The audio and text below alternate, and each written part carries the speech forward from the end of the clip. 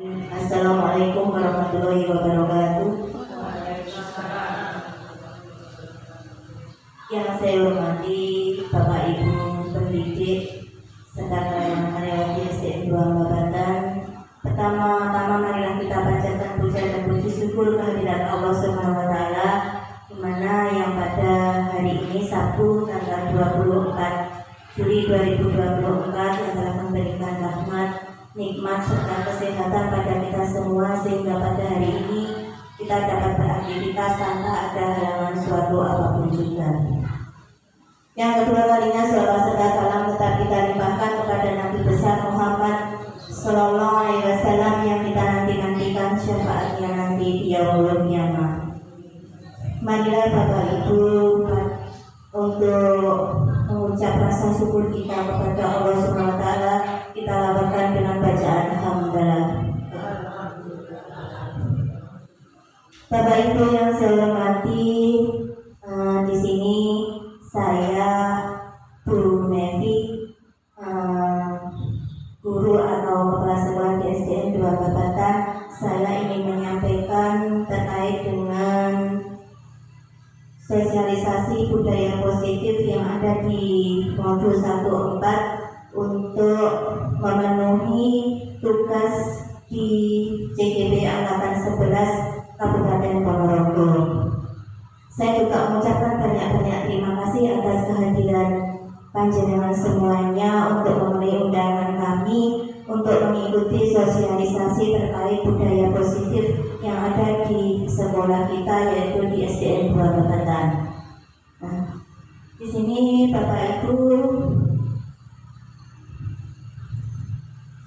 untuk pengantarnya yaitu konsep budaya positif ini menurut Ki Hajar Dewantoro itu melibatkan peran guru. Di sini kita adalah sebagai pendidik, jadi kita juga harus tahu peran kita itu sebagai apa. Nah, di sini adalah untuk menciptakan budaya positif yang ada di sekolah dengan menerapkan konsep-konsep inti seperti disiplin positif, motivasi perilaku manusia, yaitu yang di situ ada hukuman dan penghargaan. Nah, dalam konsep Dewantoro atau yang disebut dengan Bapak Pendidikan kita, bahwa pendidikan itu mencakup pembentukan karakter dan pengembangan potensi setiap murid. Oleh karena itu, menciptakan budaya dan lingkungan yang mendukung inklusif dan membudayakan di sekolah menjadi kunci untuk mewujudkan visi pendidikan yang diinginkan. Nah, di sini Bapak Ibu, untuk visi misi sekolah kita yang dikaitkan dengan visinya pendidikan Hajar Dewantoro, bahwa kita adalah juga mempunyai visi misi, yaitu untuk meningkatkan sekolah itu yang berbasis religius dan berkarakter. Intinya adalah seperti itu. Nah, di sini ada konsep inti budaya positif. Konsep-konsep inti budaya positif itu ada beberapa poin. Yang pertama yaitu tentang perubahan paradigma belajar. Yang kedua yaitu nilai-nilai kebajikan. Ketiga yaitu tentang motivasi perilaku manusia. Yang keempat keyakinan kelas. Yang kelima ada disiplin positif. Dan yang keenam adalah kebutuhan dasar manusia. Yang ketujuh ada posisi kontrol guru, dan yang terakhir adalah segitiga restitusi.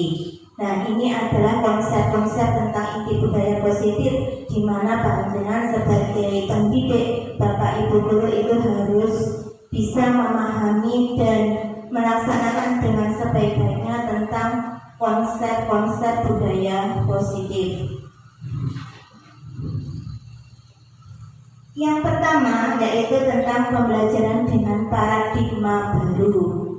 Nah, kita sebagai pendidik itu pembelajaran dengan paradigma baru itu harus berbasis pada profil pelajar Pancasila. Pembelajaran dengan paradigma baru merupakan pembelajaran yang dirancang berdasarkan prinsip-prinsip pembelajaran yang berdiferensiasi, sehingga para peserta didik belajar sesuai kebutuhannya berdasarkan tahap perkembangan sesuai psikologi modern untuk mewujudkan profil pelajar Pancasila. Nah, di sini alhamdulillah untuk SDN 2 Kabatan untuk tahun pelajaran 2024-2025 itu sudah melaksanakan kurikulum Merdeka, di mana pada tahun-tahun kemarin itu kita melaksanakan kurikulum Merdeka itu secara bertahap. Di awal tahun itu tahun 2023-2024 itu dimulai dari kelas 1 dan 4. Tahun kedua di 2023-2024 yaitu pelaksanaannya untuk kelas 2 dan 5, dan yang ini adalah di tahun pelajaran 2024-2025 itu sudah kelas 3 dan kelas 6. Jadi pelaksanaannya 3 tahun berturut-turut untuk melaksanakan kurikulum Merdeka. Nah, Bapak Ibu yang saya hormati, untuk pembelajaran itu mudah diserap anak-anak. Biasanya kita itu juga harus melaksanakan pembelajaran yang berdiferensiasi, yaitu biasanya dengan ice breaking atau dengan nyanyian yang kiranya anak-anak itu mudah dihafal, karena kita adalah sebagai pendidik di kelas atau di sekolah dasar. Nah, di sini monggo kita sama-sama biar panjenengan dalam mengikuti sosialisasi saya tidak terlalu tegang. Nah, biar tidak ngantuk juga, mari kita bersama-sama. Itu biasanya guru kelas 1 yang biasanya mudah untuk memberikan metode-metode atau media pembelajaran yang mudah diserap oleh anak-anak. Bisa minta bantuannya ya Bu Muni ya. Monggo Bapak Ibu kita ikuti bersama-sama speakingnya setelah itu tentang profil pelajar Pancasila. Monggo dengan berdiri biasanya. Terima kasih Bu Muni. Saya mohon Ibu Bapak-bapak untuk berdiri menirukan lagu yang saya ajarkan. Biasanya pada murid kelas 1 sudah tanpa terasa 3 tahun ini saya. Judulnya adalah profil pelajar Pancasila. Belajar Pancasila, beriman dan bertakwa kepada Tuhan Yang Esa, dan berakhlak mulia, berkebinekaan global, gotong royong mandiri, kreatif dan bernalar kritis. Coba sekali lagi biar lebih hafal. Belajar Pancasila, beriman dan bertakwa kepada Tuhan Yang Esa, dan berakhlak mulia, berkebinekaan global, gotong royong mandiri, kreatif dan bernalar kritis. Terima kasih Ibu Bapak-bapak. Terima kasih juga untuk Bu Muni. Terima kasih Bu Nuni serta Bapak Ibu semuanya.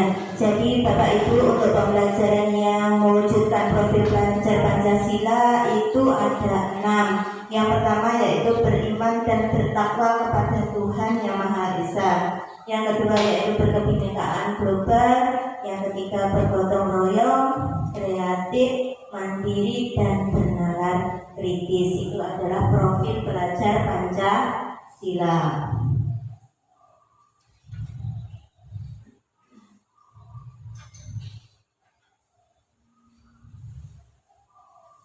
Yang berikutnya Bapak Ibu budaya positif yang kedua yaitu adalah tentang motivasi perilaku manusia. Nah itu ada motivasi ekstrinsik dan motivasi intrinsik, di mana motivasi ekstrinsik itu nanti adalah motivasi yang dalam artian tidak begitu mendukung. Kalau motivasi intrinsik itu adalah motivasi yang terbaik yang kita berikan kepada anak-anak. Nah contohnya di sini untuk menghindari ketidaknyamanan atau hukuman, kita sebagai pendidik hukuman itu adalah kurang baik atau itu bisa menimbulkan anak-anak itu memiliki rasa marah atau rasa tidak suka kepada guru, karena kita apabila anak itu misalnya membuat kesalahan, katakanlah dia tidak mentaati peraturan sekolah atau keyakinan kelas, dia akan mendapatkan hukuman atau sanksi. Nah, gimana untuk menghindari ketidaknyamanan atau hukuman itu biasanya mendapatkan imbalan atau penghargaan dari orang lain. Nah, ini adalah kurang baik Bapak Ibu sebenarnya kalau kita itu biasanya memberikan imbalan atau penghargaan kepada anak. Nah, solusinya bagaimana? Nah, di antara kedua itu tadi adalah suatu motivasi ekstrinsik, motivasi yang seharusnya kita itu tidak terlalu mengikuti atau melanjutkan tentang motivasi yang bersifat ekstrinsik. Nah, sebagai pendidik di sini Bapak Ibu, kita harus untuk melaksanakan motivasi yang intrinsik itu yang bagaimana? Nah, di sini seperti ini. Untuk menjadi orang yang mereka inginkan, yang diinginkan oleh anak-anak itu, dan menghargai diri sendiri dengan nilai yang mereka percaya. Jadi kita menanamkan yang baik-baik kepada anak.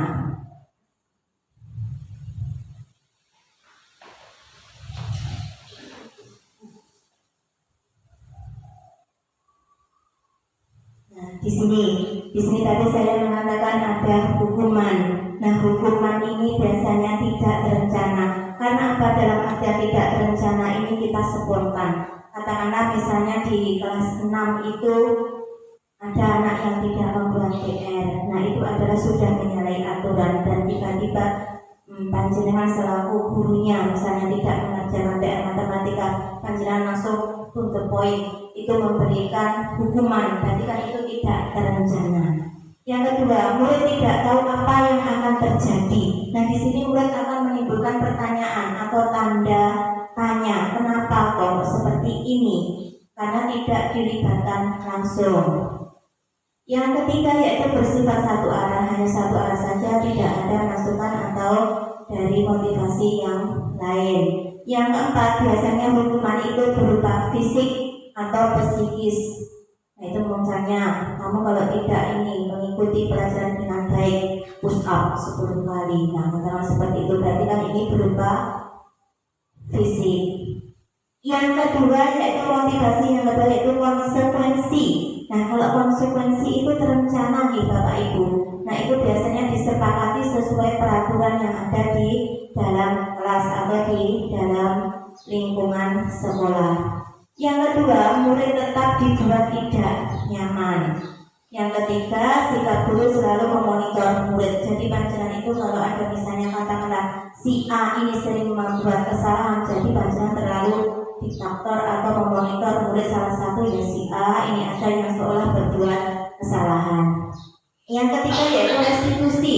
Nah, restitusi di sini adalah proses menciptakan kondisi bagi murid untuk memperbaiki kesalahan. Jadi di sini ini maksudnya nih Bapak Ibu, misalnya murid panjenengan itu melakukan kesalahan, panjenengan tidak langsung menghukum atau dengan konsekuensi yang lain, tapi kita melaksanakan dengan restitusi. Nanti kita akan mempelajari restitusi itu seperti apa toh.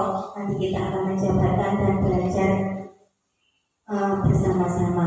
Nah, biasanya untuk menciptakan kondisi bagi murid untuk memperbaiki kesalahan itu kita tanya, permasalahannya apa? Kok kalian seperti ini? Jadi kita menyelidiki permasalahan itu seperti apa. Jadi kita memberikan arahan atau solusi yang terbaik apa yang dialami oleh murid. Yang kedua yaitu proses yang kolaboratif, mengajarkan murid untuk mencari solusi sendiri. Jadi pembelajaran yang berkolaboratif itu adalah mengajarkan murid untuk mencari solusi sendiri. Katakanlah murid ini mempunyai masalah ini, nah kita dekati terus dengan kita mencarikan solusi yang terbaik untuk memecahkan masalahnya. Yang berikutnya yaitu motivasi perilaku manusia. Sebagai seorang guru, saat Anda hadir, misalnya loh ini panjenengan adalah selaku guru semuanya. Nah, saat Anda hadir mengajar di kelas tepat waktu, jadi panjenengan tidak korupsi waktu, di sini menggunakan waktu yang sebaik-baiknya. Apakah yang mendasari tindakan Anda ini adalah seorang guru. Nah, yang pertama yaitu apakah Anda sudah datang tepat waktu? Jadi keyakinan yang dibuat itu tadi, kalau misalnya panjenengan di kelas itu datang tepat waktu, ya nomor satu, apakah Anda sudah datang tepat waktu karena tidak ingin ditegur oleh atasan Anda dan kemudian mendapat surat peringatan. Yang kedua, Anda ingin mendapatkan pujian dari atasan Anda dan mendapatkan penghargaan sebagai guru teladan. Yang ketiga, Anda ingin menjadi orang yang menghargai waktu, menghargai diri Anda sendiri sebagai guru teladan bagi murid-murid Anda, karena Anda percaya tindakan Anda sebagai guru akan dicontoh oleh murid-murid dalam artian menghargai nilai diri sendiri.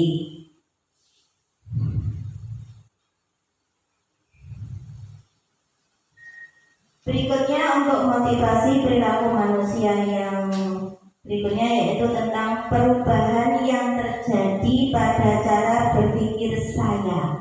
Nah, jadi menurut paradigma baru kita sebagai seorang pendidik itu adalah perubahan tentang paradigma tentang reward atau punishment, itu ada suatu hukuman. Sebelumnya biasanya kita itu, kemarin saya juga menerapkan, saya itu memberikan motivasi secara intrinsik berupa hukuman dan penghargaan. Ternyata motivasi terbaik adalah motivasi intrinsik yang beralasan dari diri dalam murid, sehingga murid semangat belajar dalam meyakini nilai-nilai kebajikan. Nah, maksudnya di sini gini Bapak Ibu.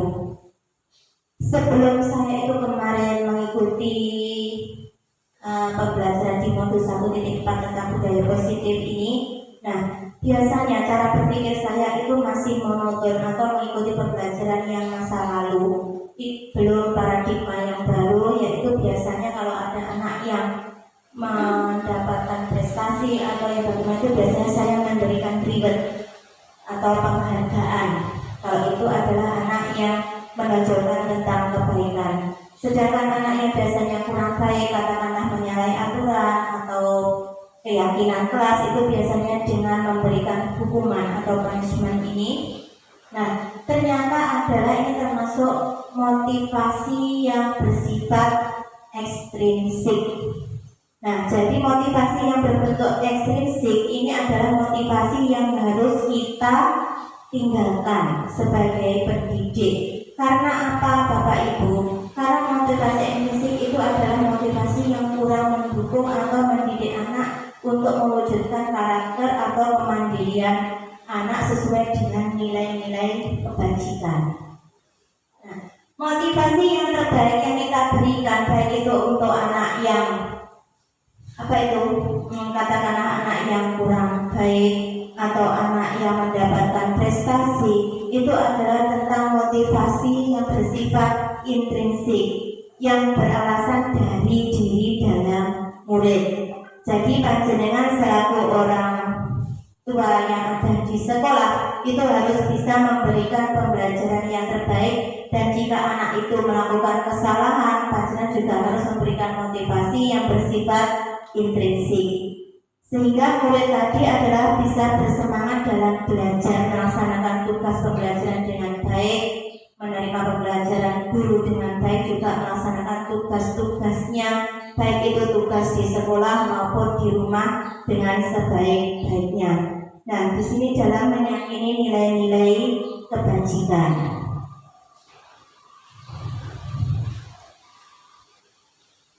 Nah, di sini Bapak Ibu perlu panjenengan ketahui, tadi sudah berulang kali saya mengatakan nilai-nilai kebajikan itu seperti apa.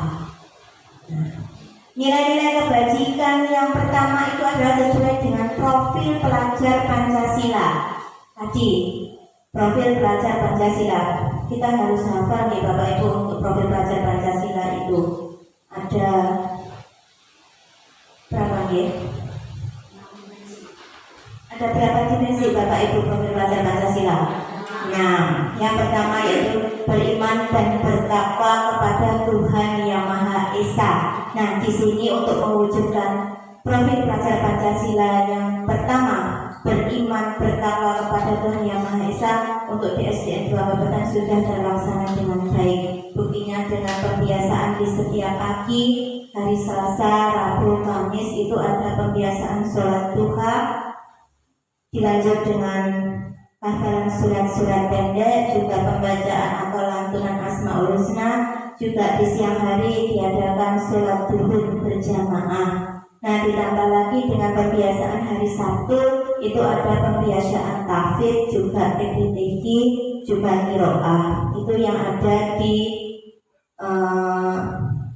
profil Pelajar Pancasila perwujudan dari beriman bertakwa kepada Tuhan Yang Maha Esa yang ada di SDN 2 Babetan.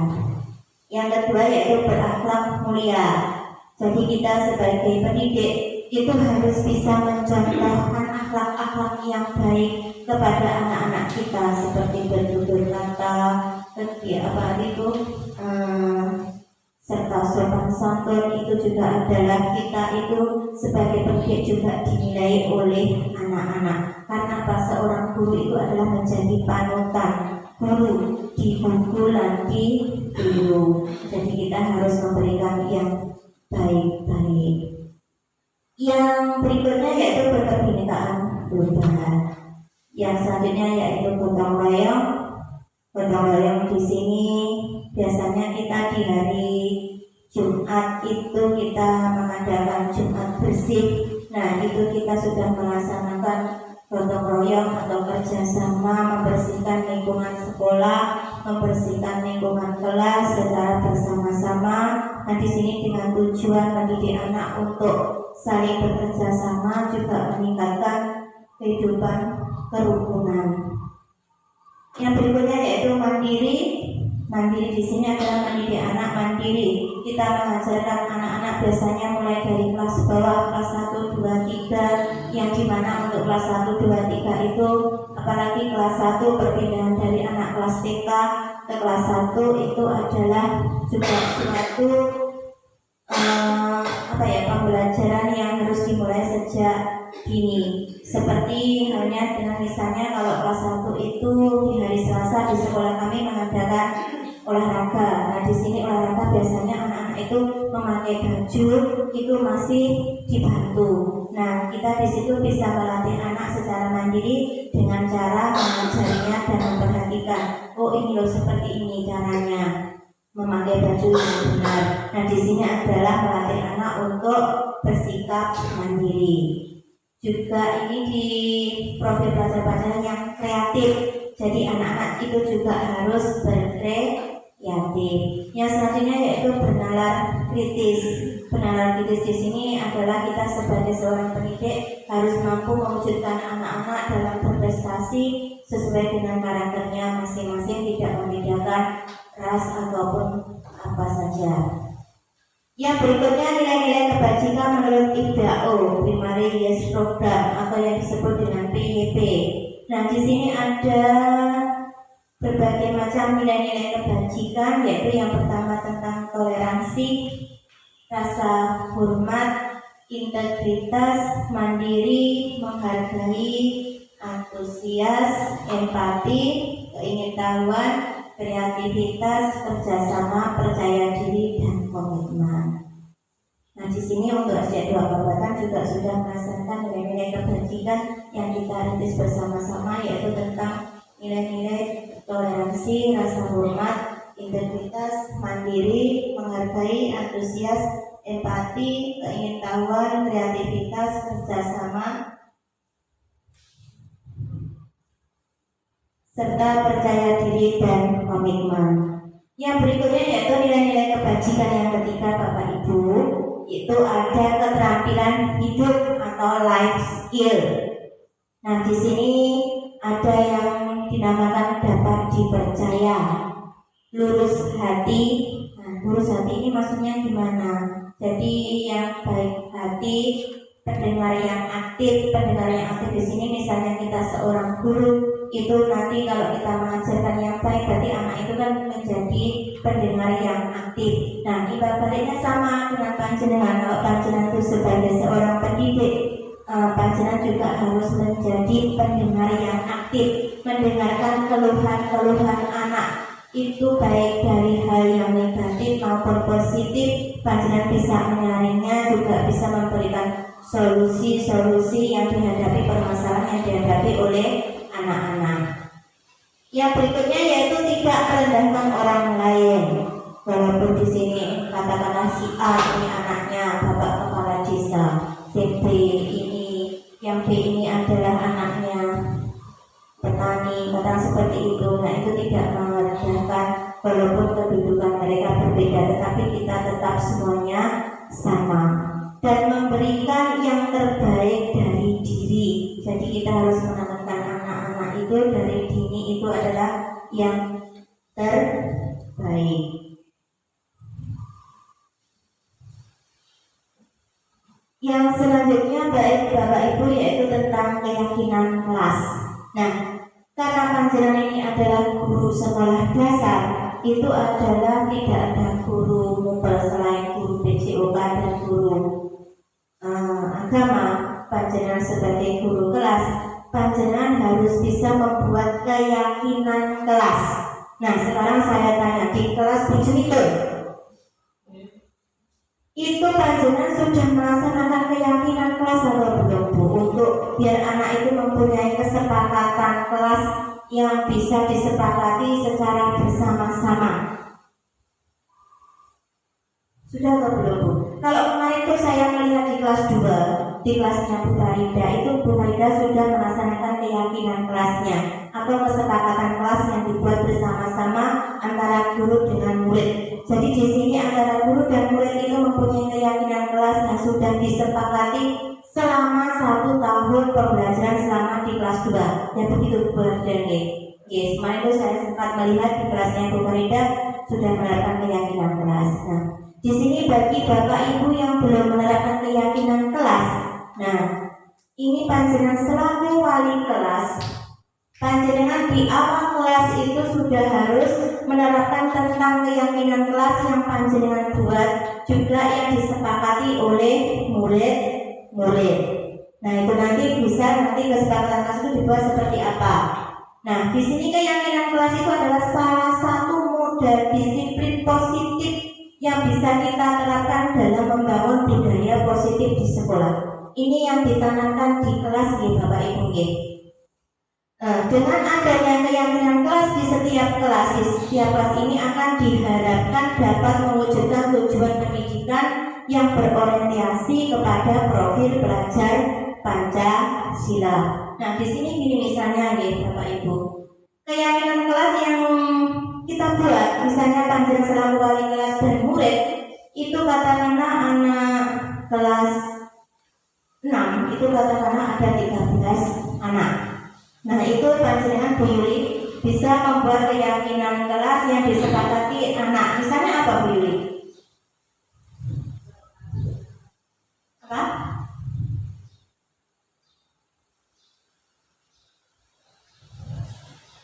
Katakanlah keyakinan kelas yang panjenengan buat untuk menjadikan kesepakatan kelas itu yang pertama adalah disiplin waktu. Nah, itu kita buat kesepakatan. Yang kedua misalnya adalah menjaga kebersihan dan keindahan. Katakanlah anak yang ketiga membuat lagi dengan aturan atau keyakinan kelas yang disepakati bersama, yaitu dengan ketertiban kelas. Berarti nanti kita kelompokkan misalnya ABC ini datang tepat waktu, harus mengerjakan PR tepat waktu. Berarti itu mengatakan dikelompokkan dalam apa Bapak Ibu? Disiplin. Nanti Bapak Ibu wali kelas 1 atau sampai kelas 6 yang belum membuat keyakinan kelas, nanti tolong diusahakan di kelas panjenengan ini sudah ada kesepakatan atau keyakinan kelas yang panjenengan buat bersama murid-murid. Untuk berikutnya yaitu tentang disiplin positif.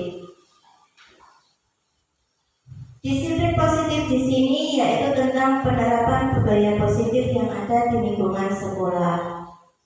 Ada bermacam-macam, ada 4 poin. Yang pertama yaitu budaya positif, yang kedua yaitu tentang disiplin positif. Yang ketiga teori kontrol, dan yang keempat adalah teori motivasi atau hukuman.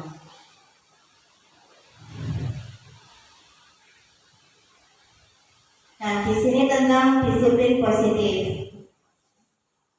Di dalam budaya kita, makna kata disiplin itu dimaknai menjadi sesuatu yang dilakukan seseorang pada orang lain untuk mendapatkan kepatuhan.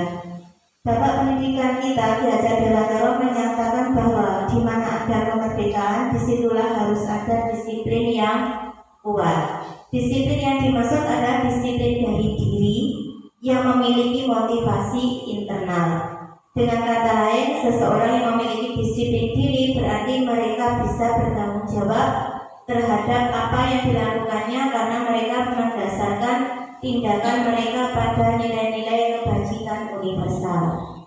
Sebagai pendidik, tujuan kita adalah menciptakan anak-anak yang memiliki disiplin diri sehingga mereka bisa berperilaku dengan mengacu pada nilai-nilai kebajikan universal dan memiliki motivasi intrinsik, bukan yang eksplisit. Nanti di awal sudah saya katakan bahwa motivasi yang mengena kepada anak didik kita itu adalah motivasi yang bersifat intrinsik. Nanti saya kasih videonya tentang keyakinan kelas Bapak Ibu untuk diterapkan panjenengan di kelas. Selanjutnya yaitu disiplin positif yang berikutnya, Ki Hajar Dewantara mengartikan disiplin sebagai bentuk kontrol diri, yaitu belajar untuk kontrol diri agar dapat mencapai suatu tujuan mulia. Tujuan mulia di sini mengacu pada nilai-nilai atau prinsip-prinsip mulia yang dianut seseorang kita. Namakan yaitu nilai-nilai tersebut sebagai nilai-nilai kebajikan yang universal. Nilai-nilai ini merupakan sebuah payung besar dari sikap dan perilaku kita, atau nilai-nilai ini menerapkan fondasi kita berperilaku. Nilai-nilai kebajikan adalah sifat-sifat positif manusia yang merupakan tujuan mulia yang ingin dicapai setiap individu. Salah satu contohnya adalah profil pelajar Pancasila. Jadi dalam setiap pembelajaran itu Bapak Ibu kita tidak lepas dari profil pelajar Pancasila. Nah, ini adalah contoh-contoh penerapan budaya positif di lingkungan sekolah kami, yaitu di SDN 2 Babatan. Yang pertama yaitu kita sudah membudayakan di setiap pagi itu ada program budaya 3S, yaitu tentang senyum, sapa, dan salam. Nah, di sini biasanya kami membagi guru piket di hari Senin sampai dengan Sabtu untuk menyambut anak-anak, menyapa anak-anak dengan 3S. Itu adalah di setiap pagi hari menyambut anak-anak datang ke sekolah. Nah, budaya ini dilakukan oleh seluruh warga sekolah, jadi itu baik untuk anak-anak ataupun untuk bapak ibu guru atau serta karyawan-karyawati SDN 2 Babatan. Nah, di sini untuk budaya 3S ini sudah menanamkan nilai-nilai kebajikan. Nah, nilai-nilai kebajikan yang mana yang termasuk tadi untuk bapak ibu tentang profil pelajar Pancasila. Nah, ini ada tentang berakhlak mulia akan tercapai dengan baik. Tadi di profil pelajar Pancasila kan ada yang berakhlak mulia. Jadi yang 3S itu tadi, senyum, sapa, salam, itu adalah termasuk penerapan dari profil pelajar Pancasila dan serta nilai kebajikan tentang berakhlak mulia.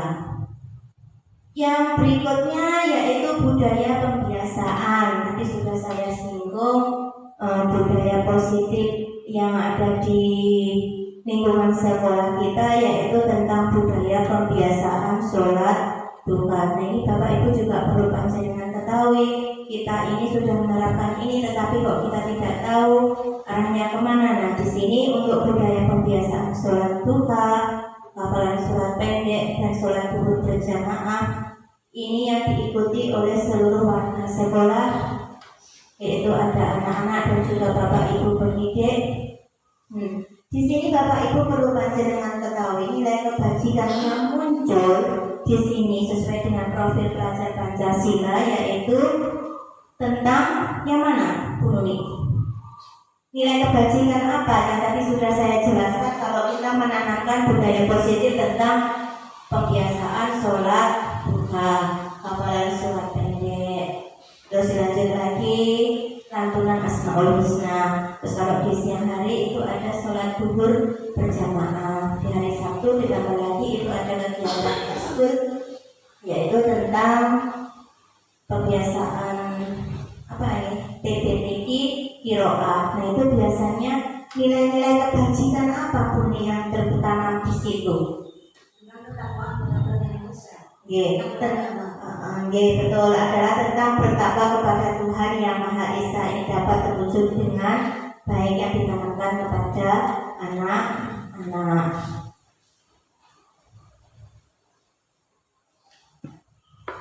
Yang selanjutnya yaitu contoh penerapan budaya positif di lingkungan sekolah, yaitu dengan pembiasaan setiap pagi sebelum pelajaran mulai itu ada pembiasaan menyanyikan lagu Indonesia Raya. Terus habis itu sehabis menyanyikan lagu Indonesia Raya itu ada hafalan Pancasila.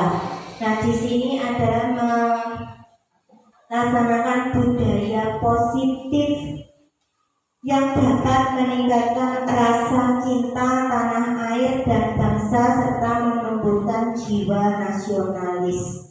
Nah di sini Bapak Ibu pada biasanya pagi hari itu panjenengan bersama anak-anak sebelum pembelajaran dimulai, setelah berdoa kita biasanya menyanyikan lagu Indonesia Raya dan juga peran Pancasila. Dan di sini adalah budaya positif yang tertanam yaitu meningkatkan rasa cinta tanah air dan bangsa yang kita tanamkan kepada anak-anak sejak dini atau sejak dasar. Yang berikutnya Bapak Ibu untuk budaya positif yang keempat itu ada sikap peduli dan toleransi sesama teman untuk membentuk karakter siswa di lingkungan sekolah. Ini adalah kegiatan kegiatan kerjasama toleransi sesama antar teman dengan bimbingan guru. Nah di sini adalah mewujudkan karakter siswa di lingkungan sekolah, jadi menanamkan toleransi, kerjasama juga gotong royong sesama teman dengan pengawasan guru. Yang berikutnya Bapak Ibu di sini ada 5 kebutuhan dasar manusia. 5 kebutuhan dasar manusia bagi anak maupun kita sebagai seorang guru atau pendidik. Yang pertama yaitu bertahan hidup, yang kedua kasih sayang dan rasa diterima, yang ketiga itu ada kekuasaan, yang keempat kebebasan, yang kelima adalah kesenangan. Oke. Ya apa tidak Bapak Ibu? 5 kebutuhan dasar manusia baik kita sebagai seorang dewasa atau seorang pendidik dan anak itu ada 5 kebutuhan dasar manusia. Yang pertama bertahan hidup. Ya, setiap hari kalau kita misalnya kita setiap hari pergi ke sekolah, kita mencari rezeki. Nah ini adalah juga bertahan hidup. Yang kedua kasih sayang dan rasa diterima. Kita saling menyayangi juga diterima, welcome, katakanlah seperti itu. Yang ketiga kekuasaan, keempat kebebasan dan kesenangan. Nah di sini saya mempunyai kasus yang bisa Anda pelajari nanti, yang bisa diterapkan di sekolah kita. Contoh kasusnya yaitu Bu Farida, ini adalah wali kelas 2. Saya ambil di kelas 2, kemarin soalnya saya masuk di kelas 2 Bu Farida. Bu Farida ini adalah wali kelas 2 JSC 2 Babatan, sedang bingung menghadapi ulas salah satu murid di kelasnya. Jadi di sini walaupun di kelas 2 itu cuma ada 6 anak, tetapi di sini adalah super. Doni Ini nama muridnya Bu Farida namanya Doni. Beberapa anak di kelas 2 telah datang padanya dan mengeluhkan Doni yang seringkali meminta bekal makan siang mereka dengan paksa. Jadi Doni ini adalah salah satu murid yang mempunyai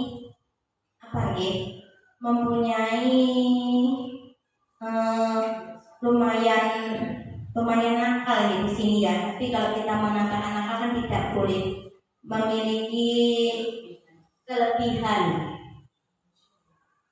Nah, di sini kita jika menghadapi situasi seperti Bu Farida, kita bayangkan kalau kita itu di posisi Bu Farida, apa yang Anda lakukan? Dan menurut Anda, kira-kira apa alasan Doni melakukan hal itu? Nah, di sini contoh kasus yang saya buat ini Bapak Ibu, itu nanti kita kaitkan dengan 5 kebutuhan dasar manusia. Nah, yang pertama tadi kebutuhan dasar manusia ada apa? Bertahan hidup. Yang kedua, kasih sayang dan rasa diterima. Yang ketiga, kekuasaan. Yang keempat, kebebasan. Yang kelima, kesenangan. Jadi kasus yang dialami oleh Bu Farida tadi, kita akan mengupas satu-satu itu sesuai dengan kebutuhan dasar manusia di kelima tadi. Nah, di sini misalnya nomor 1 itu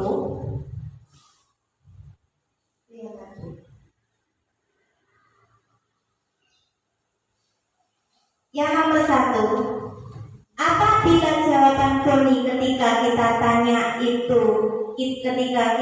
tanya oleh Bu Farida, dia lapar dan orang tuanya tidak membawakan bekal makan siang. Jadi kan di sini Doni mengatakan ke Bu Farida kalau orang tuanya tidak membawakan bekal.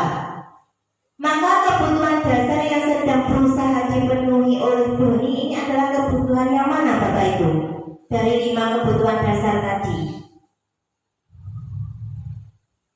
Kan awalnya tadi kan di situ kan Doni sering mengganggu temannya karena Doni tidak membawa bekal makan siang. Nah, kita kupas, kita analisa dari 5 kebutuhan dasar manusia. Nah, di sini ketika Doni itu ditanya oleh Bu Farida, kenapa dia kok melakukan hal seperti itu? Jawabnya lapar. Selain lapar, orang tuanya juga tidak membawakan bekal makan siang. Nah, di sini kebutuhan dasar apa yang berusaha dipenuhi Doni? Kebutuhan untuk bertahan hidup. Ya jelas Bapak Ibu, kalau kita tidak makan, otomatis kita tidak bisa bertahan hidup. Nah, tetapi di sini orang tuanya Doni itu kurang perhatian ke Doni. Akhirnya Doni itu kurang memenuhi 5 kebutuhan dasar di poin 1, yaitu tentang bertahan hidup. Yang kedua, apabila Doni menjawab dari pertanyaan Bu Farida bahwa alasannya mengambil bekal temannya karena dia merasa senang temannya jadi memperhatikan dia. Jadi keusilan Doni berpikir, oh aku nanti kalau saya misalnya katakanlah usil ke siapa ya? Yang katakan usil salah satu temannya, misalnya bekalnya dibawa atau diminta, diambil. Nah, itu kan otomatis perhatian teman-teman itu kan ke Doni, ya apa tidak Bapak Ibu? Nah, ketika temannya karena melihat kejadian seperti itu, akhirnya temannya itu melaporkan tindakannya itu kepada Bu Farida selaku wali kelas 2, dan gurunya itu selaku Bu Farida itu memberitahu orang tuanya. Katakanlah pas jemput, biasanya kan kalau kelas bawah kalau kita masih diantar jemput ke ibu-ibu ya. Nah, disitu sempat ngobrol. Kenapa Bu? Putrane panjenengan kok seperti ini? Sering berusui temannya membawa bekal. Akhirnya kan perhatian teman-temannya itu ke dia. Nah, sehingga orang tuanya itu jadi memperhatikan dia setelah orang tuanya itu ditegur atau ada komunikasi yang baik antara Bu Farida selaku wali kelas kepada orang tuanya. Nah, di sini kebutuhan dasar yang sedang dipenuhi Doni ini adalah kebutuhan yang mana Bapak Ibu?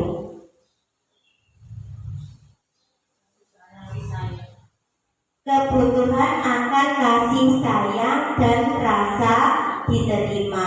Berarti dalam artian kalau di sekolah Doni itu pengennya disayang bu gurunya atau bapak ibu gurunya, juga diterima oleh teman-temannya, karena teman-teman satu kelas itu adalah teman-teman, ibaratkan adalah teman juga saudara dalam seharian selama pembelajaran di sekolah. Berarti dalam artian di sini Doni membutuhkan kasih sayang dan rasa diterima. Yang ketiga, apabila jawaban Doni adalah dia merasa hebat karena temannya jadi takut dengan dia dan menuruti keinginannya, jadi di sini seolah-olah Doni itu nakut-nakuti temannya ya Bapak Ibu ya, menurut bekalnya temannya. Nah di sini berarti Doni itu sedang memenuhi apa? Kan seolah ini Doni seperti berkuasa gitu loh kalau di dalam kelasnya, suka yang usil. Biasanya anak yang usil itu kan mempunyai kewenangan seenaknya saja, melakukan hal yang seenaknya saja. Nah di sini kebutuhan apa? Kebutuhan dasar apa yang diinginkan oleh Doni? Apa Bu Faiz? Yang ketiga, ketika Doni itu tadi inginnya menuruti keinginannya, jadi perhatiannya temannya di situ. Kan Doni mempunyai kelebihan suka usil. Nah di sini berarti Doni itu sedang berusaha memenuhi kebutuhan dasarnya yang poin berapa Bu Faiz? Tentang apa? Tentang menjaga 5 kebutuhan dasar manusia tadi loh. Apa? Kekuasaan. Ya, berarti selanjutnya sudah paham, yaitu tentang kebutuhan dasar tentang akan kekuasaan. Yang keempat, apabila jawaban Doni merasa bosan dengan bekal makanan yang dibawakan ibunya dari rumah, karena ibunya selalu membawakan bekal yang sama. Berarti kan Doni ini katakan malah jenuh, bosan. Ini aja bekalnya, katakanlah nasi goreng aja setiap hari. Otomatis kan Doni juga jenuh kalau melihat temannya, oh si A ini dibawakan bekal sama kalau pakai ayam geprek, kok saya ini aja bekalnya. Nah otomatis kan si Doni ini bosan karena ibunya, nah di sini orang tuanya selalu membawakan bekal yang sama. Oleh karena itu dia ingin mencoba makanan teman-temannya yang beraneka ragam. Kan belum tentu loh Bapak Ibu, si A, si B, si C ini adalah bekalnya sama, kan belum tentu. Misalnya si B ini dibawakan bekal ayam geprek, si C ini dibawakan bekal sayur nasi sama sayur sop. Nah otomatis karena Doni itu dibawakan bekal seperti itu saja. Nah di sini ini kebutuhan dasar yang dipenuhi Doni seperti apa Bapak Ibu? Kebutuhan dasar yang mana? Apa Bu ini? Kebutuhan dasar kebebasan. Jadi setiap hari kalau bisa itu adalah berubah-ubah menunya agar tidak menimbulkan kebosanan. Jadi Doni bisa memenuhi kebutuhan dasarnya akan kebebasan. Yang selanjutnya yaitu jika apabila Doni menjawab bahwa ia melakukannya karena iseng saja, berarti kan cuma mainan saja, dan ia menikmati ekspresi wajah teman-temannya yang kesal karena diambil makanannya, dan menurut dia ekspresi teman-temannya itu lucu. Dia jarang konconi nih Bapak Ibu ya di sini ya, untuk mencarikan perhatian teman-temannya. Ekspresi teman-temannya itu lucu, berarti pada waktu Doni mengambil seperti itu, Doni merasa senang, oh koncoku lucu-lucu, seperti itu. Maka berarti Doni sedang berusaha memenuhi kebutuhan akan apa? Rasa senang atau kesenangan. Nah, di sini Bapak Ibu ini nanti bisa panjenengan terapkan di kelas panjenengan masing-masing.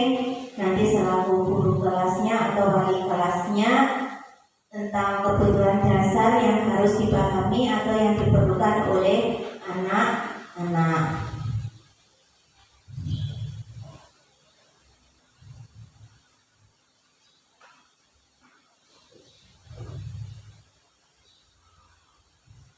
Yang selanjutnya yaitu ada teori kontrol. Teori kontrol, setiap individu memiliki gambaran yang berbeda. Kita berusaha memahami pandangan orang lain tentang dunia dan semua perilaku memiliki tujuan. Kita hanya bisa mengontrol diri kita sendiri dan tidak bisa mengontrol orang lain. Jadi kita sebagai seorang diri kita, Bapak Ibu, kita juga harus bisa mengontrol diri kita sendiri. Nah, teori kontrol di sini ada macam-macam, Bapak Ibu. Yang pertama yaitu misalnya di sini yang tadi.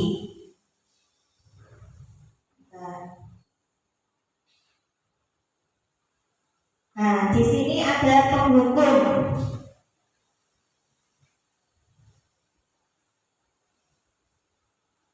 Penghukum, panjenengan sebagai Bapak Ibu pendidik itu adalah penghukum, ini perlu ditinggalkan. Contohnya, penghukum sebagai penghukum itu adalah kata-katanya biasanya dilontarkan seperti ini: patuhi aturan saya. Berarti mau tidak mau anak itu harus mematuhi aturan panjenengan selaku guru. Terus yang berikutnya, kamu selalu saja buat kesalahan. Berarti seolah-olah panjenengan itu mendiktator kalau kamu aja yang membuat kesalahan. Yang ketiga, selalu tidak tepat waktu untuk mengerjakan. Jadi anaknya ini kan dablek. Nah, dikatakan di sini adalah panjenengan itu sebagai penghukum di antara mereka yang seperti itu atau melanggar peraturan sekolah atau keyakinan kelas yang sudah disepakati. Yang kedua yaitu pembuat merasa bersalah. Kita sebagai seorang pendidik, Bapak Ibu, kita harus meninggalkan yang katakanlah adalah pembuat merasa bersalah. Dengan kata seperti ini misalnya, ibu kecewa sekali dengan tingkah lakumu. Biasanya ini misalnya anak itu berbuat seperti itu saja. Nah, di sini panjenengan sebagai seorang pendidik itu tidak boleh mengatakan ibu kecewa sekali dengan tingkah lakumu, itu tidak boleh. Nah, yang misalnya lagi, berapa kali ibu harus mengingatkan kamu lagi? Katakanlah si A ini anaknya itu aja yang PR-nya selalu terlambat. Nah, di situ yang mana sudah ketiga kalinya panjenengan mengatakan seperti ini. Berapa kali ibu harus mengingatkan kamu lagi? Nah, di sini adalah tidak boleh. Jadi ini di sini panjenengan itu adalah pembuat merasa bersalah. Posisinya di situ. Yang ketiga sebagai teman. Nah, di sini loh Bapak Ibu, kita itu sebagai seorang pendidik, kita itu harus bisa menjadi teman yang baik di antara anak-anak. Nah, di sini ini contohnya, ayo bantu aku biar segera selesai. Misalnya panjenengan kerepotan bawa buku atau bagaimana, ayo bantu aku biar segera selesai, dengan kata-kata yang halus atau yang baik. Ayo coba ingatlah pertolongan ibu ini. Misalnya kemarin si A ini tidak mengerjakan PR, terus 2 kali panjenengan bimbing. Jadi panjenengan mengatakannya dengan yang baik. Ayo coba ingatlah pertolongan ibu ini. Jadi anak itu merasa kita itu walaupun sebagai guru, itu kita juga sebagai teman. Yang berikutnya posisi kontrol yang berikutnya yaitu sebagai pemantau. Di sini peraturan tentang apa yang telah kamu lakukan. Nah, ini adalah sebagai pemantau. Tugasnya panjenengan sebagai guru itu adalah tentang sebagai pemantau anak. Yang terakhir yaitu sebagai manajer. Manajer ini adalah manajer panjenengan selaku guru, manajer di kelas panjenengan atau di sekolah. Nah, biasanya ini adalah posisi kontrol yang terbaik yang kita gunakan kepada anak-anak. Tadi dari posisi kontrol seperti penghukum, merasa membuat salah itu harus kita tinggalkan. Nah, mari kita gunakan budaya-budaya positif atau posisi kontrol yang terbaik untuk anak-anak, yaitu tentang manajer. Ini panjenengan juga bisa menjadikan manajer suatu pimpinan yang baik di kelas panjenengan, juga menjadikan teman yang baik untuk anak-anak. Yang berikutnya Bapak Ibu, ini adalah tentang restitusi. Nah, restitusi ini adalah penting. Dari tadi masalah-masalah tadi kita sudah pecahkan. Yang terakhir ini adalah tentang restitusi. Nah, restitusi itu apa toh? Saya tuh kok belum kenal toh Bu Nevi, restitusi itu seperti apa? Baru aja kenal hari ini. Kemarin itu saya juga belum kenal Bapak Ibu restitusi itu apa. Tetapi setelah belajar, oh ternyata restitusi itu adalah proses menciptakan kondisi bagi murid untuk memperbaiki kesalahan mereka sehingga mereka bisa kembali kepada kelompok mereka dengan karakter yang lebih kuat. Jadi ini adalah restitusi, ini adalah suatu solusi. Nah, restitusi adalah sebuah tawaran dan bukanlah paksaan untuk menebus suatu kesalahan. Ini perlu catatan ya. Restitusi juga mengajarkan siswa untuk mencari solusi dari masalah dan membantu siswa berpikir tentang orang seperti apa yang mereka inginkan serta bagaimana mereka harus memperlakukan orang lain. Jadi restitusi ini adalah suatu pemecahan masalah yang dialami oleh anak, itu kita cari solusinya sehingga anak itu bisa kembali dengan kelompoknya dengan karakter yang lebih kuat. Seperti itu.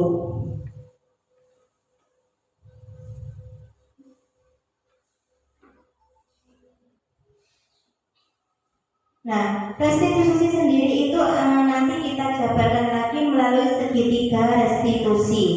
Segitiga restitusi ini adalah sangatlah penting bagi guru maupun orang tua untuk mencari solusi dari masalah yang dihadapi oleh murid. Guru harus memahami 3 langkah segitiga restitusi. Nah, segitiga restitusi itu yang seperti apa? Di sini Bapak Ibu, untuk tahapan segitiga restitusi yang pertama yaitu tentang menstabilkan identitas. Yang kedua yaitu validasi tindakan yang salah. Yang ketiga yaitu menanyakan keyakinan. Nah, di sini penjabarannya. Dari tahapan segitiga restitusi yang pertama yaitu tentang menstabilkan identitas. Poin-poinnya ada apa saja? Yang pertama yaitu berbuat salah itu tidak apa-apa. Jadi misalnya anak-anak itu membuat kesalahan ya Bapak Ibu, kalau selama masih bisa diperbaiki, jadi berbuat salah itu tidak apa-apa. Tetapi kita dengan mencarikan solusinya. Yang kedua, tidak ada manusia yang sempurna. Ini adalah benar bahwa kita adalah sebagai manusia tidak ada yang sempurna. Yang ketiga, saya juga pernah melakukan kesalahan seperti itu. Jadi kita sebagai manusia ataupun murid itu adalah pasti pernah membuat kesalahan. Yang keempat, kita bisa menyelesaikan permasalahan. Kita bisa mencarikan permasalahan itu dengan mencari solusi bersama-sama. Yang berikutnya yaitu Bapak atau Ibu tidak tertarik mencari siapa yang salah, tapi Bapak Ibu ingin mencari solusi dari permasalahan. Jadi setiap ada permasalahan kita mencarikan solusi secara bersama-sama. Yang kedua yaitu tahapan segitiga restitusi yang kedua yaitu validasi tindakan yang salah. Nah, contohnya di sini ini. Padahal kamu bisa loh melakukan yang lebih buruk dari ini ya. Nah, ini jawabnya, kamu pasti punya alasan mengapa melakukan hal itu. Jadi ditanya, divalidasi. Permasalahannya apa kok melakukan tindakan seperti ini? Kita tanyai dulu, kita validasi dulu. Nah, di tahap ini, di tahap segitiga restitusi yang validasi tindakan yang salah ini, restitusi tidak menyarankan guru bicara ke murid bahwa melanggar aturan adalah sikap yang baik. Tapi dalam restitusi guru harus memahami alasannya. Jadi panjenengan sebagai seorang guru, sebagai pengontrol itu harus bisa menanyakan, oh si anak ini kenapa kok melakukan seperti ini. Jadi panjenengan harus tahu, memahami kenapa dia kok sampai melanggar peraturan seperti ini. Jadi disaring atau divalidasi permasalahannya. Yang ketiga, tahapan segitiga restitusi yang ketiga yaitu menanyakan keyakinan. Tadi keyakinan kelas yang telah kita buat kesepakatan antara guru dengan murid. Nah, yang pertama misalnya gini, apa yang kita percaya sebagai kelas? Nah, kelas itu kita percaya sebagai apa? Kalian bisa membuat kesepakatan antara guru dengan anak. Nah, di sini tentang menanyakan keyakinan, biasanya kebanyakan anak akan mengatakan iya, tetapi mereka tidak tahu bagaimana caranya menjadi orang seperti itu. Jadi di sini kita menanyakan keyakinan yang dibuat kita bersama-sama bersama murid dengan bersama anak.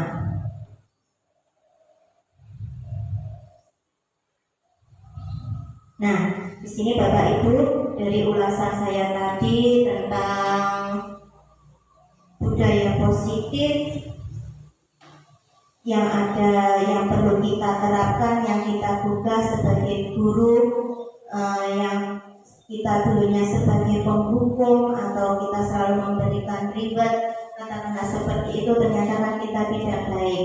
Nah, itu setelah kita mendapatkan ini sosialisasi dari saya tentang budaya positif dan juga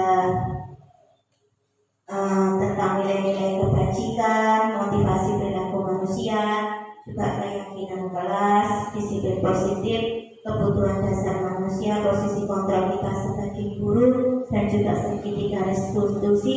Mari kita sebagai pengajar di paradigma pembelajaran yang baru, kita berubah untuk meninggalkan pembelajaran yang monoton yang seperti kemarin-kemarin itu. Semoga nanti bermanfaat untuk panjenengan tentang konsep inti budaya positif. Nah, monggo nanti misalnya ada masukan atau pertanyaan untuk kedepannya untuk sekolah kita di SDN Bambatan, kami persilakan. Bapak Ibu, mungkin ini. Terima kasih Bu Dewi. Setelah saya mengikuti sosialisasinya disampaikan oleh Bu Dewi tadi tentang budaya positif di sekolah, itu perlu dipelajari dan dilaksanakan. Terutama kegiatan parenting yang bertujuan untuk sosialisasi dan berkolaborasi dengan orang tua agar budaya positif yang dijalankan bukan hanya di sekolah, tetapi juga di rumah dan dalam masyarakat pada umumnya, sehingga keyakinan kelas perlu dilaksanakan di rumah. Terima kasih atas penjelasannya. Iya, Bu Nuni, terima kasih atas masukannya. Di sini tadi Bu Nuni selaku wali kelas 1 mengatakan kalau untuk Bu Nuni ya, untuk kegiatan berikutnya kita bisa mengadakan katakanlah parenting ya. Ya, ini adalah masukan yang bagus sekali. Jadi nanti kita bisa mensosialisasikan kepada wali murid tentang kegiatan kita yaitu budaya positif. Nah, jadi di sini kita saling berkolaborasi antara pihak sekolah, kita sebagai guru, juga pihak sekolah untuk berkolaborasi dengan wali murid itu adalah memang penting. Karena apa? Pendidikan itu tidak hanya dilaksanakan di sekolah saja, melainkan pendidikan juga yang ditanamkan itu juga di rumah. Itu ya Bu Nuni ya.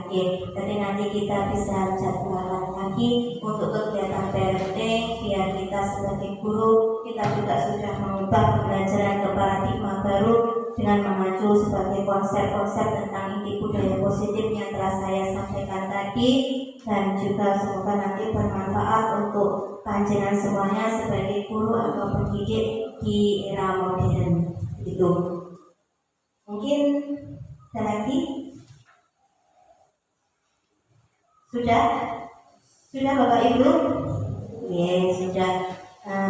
Sekali lagi Bapak Ibu, saya ucapkan banyak-banyak terima kasih panjenengan sudah menghadiri undangan kami yaitu tentang sosialisasi budaya positif, dan mudah-mudahan nanti kedepannya panjenengan selaku pendidik di SDN Bambatan nanti bisa melaksanakan kegiatan yang saya sampaikan ini dapat bermanfaat di kelas panjenengan, yaitu tentang keyakinan kelas atau peraturan-peraturan yang ada di sekolah kita, bisa diterapkan dengan lebih baik lagi, juga tidak ada hukuman atau tadi tentang pemberian ribet.